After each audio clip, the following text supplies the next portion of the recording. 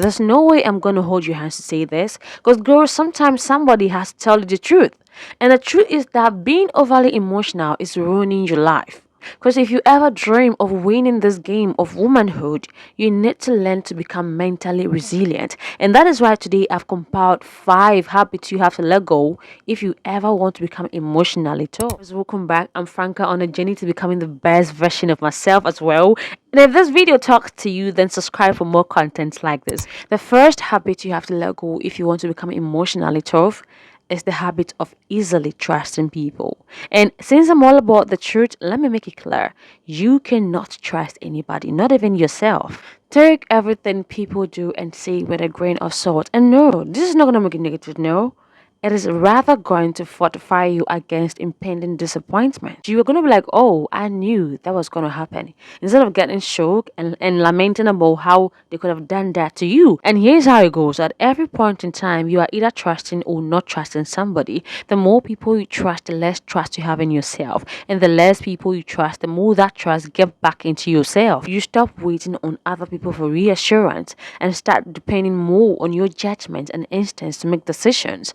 Once you start exercising the same when it comes to trusting people, you begin to see people for who they really are. Let us see people as fallible, imperfect, flawed, and open to making error, whether intentionally or not. Your expectation of people is going to become more realistic since your inner peace no longer depends on how they treat you. And the goal is not to isolate yourself thinking that everybody is out there to get you. No. The goal is to start trusting people selectively, because your peace of mind is too expensive to hang on somebody who can decide at any time to play games with your trust. The only way to have options, sweetheart, is to see people for who they really are. Next habit you have to drop is the habit of people pleasing. Okay, anytime I hear somebody say that I like to make everybody feel comfortable, I like to treat people nicely, I immediately see red flags. Okay, because such a person has a propensity of harming themselves just to look perfect in the eyes of an imperfect world. The fact a lot of people are yet to realize is that nobody, absolutely nobody, is perfect. Okay, everybody is putting up a front.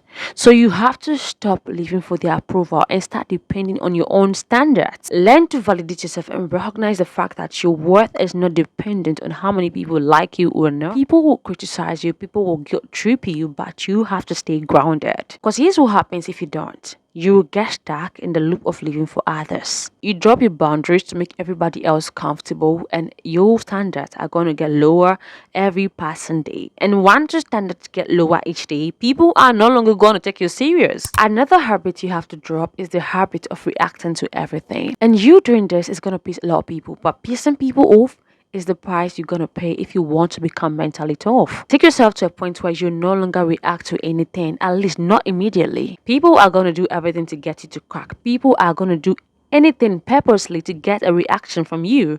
Oh, yeah, and the funny thing is that even if you react, okay, they will not stop because they don't care.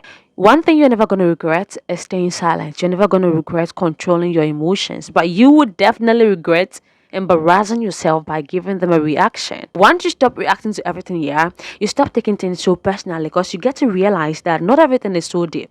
And not every invitation to chaos deserves your energy. First habit you're going to have to drop if you want to become mentally resilient is the habit of dwelling in the past. I get it.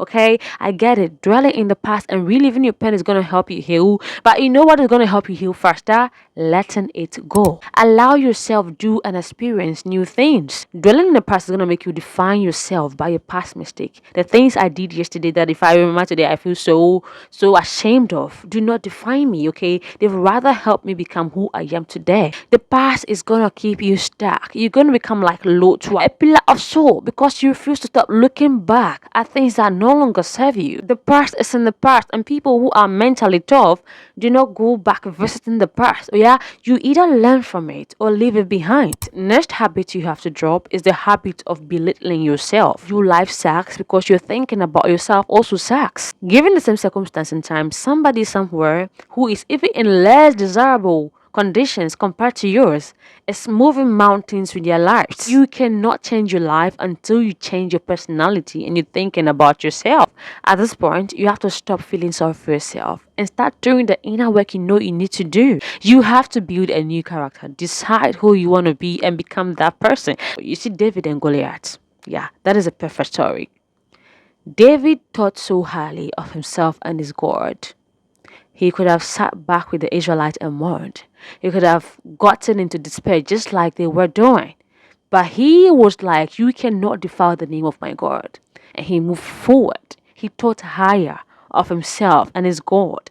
And that was how come he was able to get victory. You cannot become the person you want to be by thinking so small about yourself. You either become a victim of the rule or an exception to the rule. I have a lot to say, but I'm going to end it here. Let me know if this video has been useful to you. Thanks for watching, and to see you next time. Take care of yourself.